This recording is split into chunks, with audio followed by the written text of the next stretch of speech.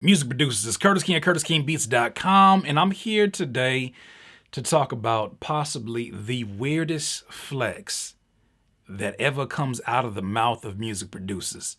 I've been hearing it since I started making beats, and today we hopefully are gonna kill this thing off. Let's talk about it.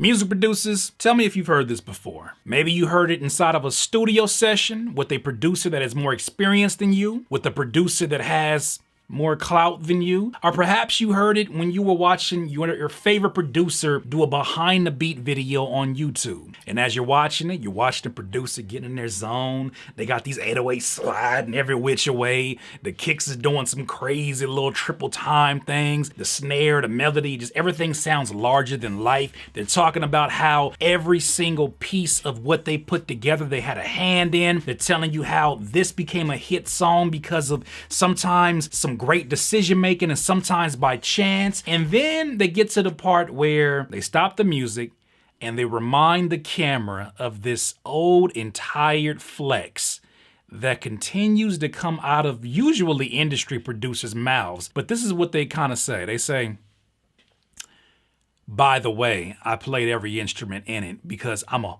real producer. I ain't no beat maker.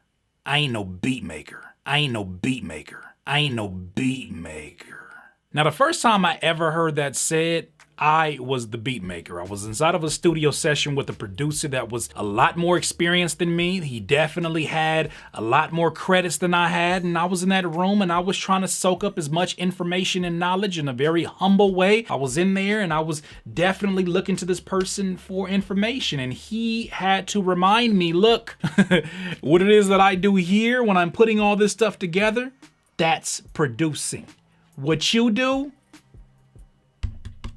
is beat making. And I remember feeling like, why do I feel like that? Why did you say it like that? What are you implying, my good sir? I respect you, but I still whoop your ass. I'm just playing. I respect you, but I need you to really clarify these words that are coming out of your mouth. Because based upon what they said, even if it was factual in what they were saying, it was still very demeaning in their tone and demeaning in how they implied it. What they were implying is this, and I'm sure that you've heard it before. Anytime a producer, generally industry producer, explains the difference between a producer and a beat maker, it is as follows. The beat maker is in charge of creating loops. The beat maker is in charge of putting together the kicks and snares. Maybe they have this loop of music that, it's maybe it's not complete, but it's a start. The producer then takes that loop of music and then brings it to life. They are these heavenly hands that reach down into the crevices of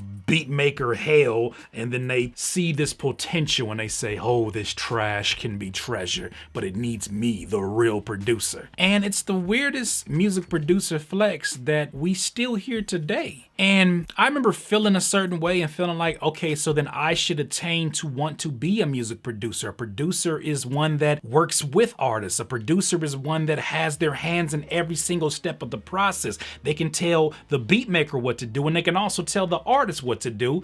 And really, when I started thinking about it, it sounded like the most narcissistic position that one could be in. But taking those personal feelings aside, when I understood it for what it was, and that, oh, okay, so this person is a bit of a director, right? Just like a movie has directors, a movie has producers, has the person in charge of the microphone, the boom mic, has person in charge of making sure that they are assisting the actors and actresses in the movie. It's all a team effort. However, when you start talking about the ego being involved, this is where this becomes a flex and less of know your position, know your role. Now, I call it a weird flex because I feel like a lot of producers use this as a way to control specifically younger or less experienced producers or beat makers. I don't care what you want to call someone. There are two major points that need to be made. The first point is that everybody that is involved with the creation of a song, whether they directed the entire thing or whether they contributed to it,